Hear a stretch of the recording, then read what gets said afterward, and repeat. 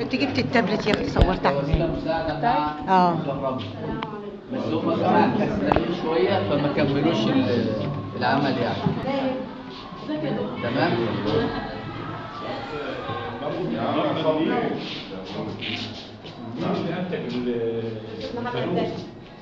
ده مدرس مع الطلبة. دي ما فيهاش بزنس خالص. هو بيدخل يعني ايه كام ماتيريال مساعده لاعمال الكهرباء. بس الطالب مع الاستودنت. هي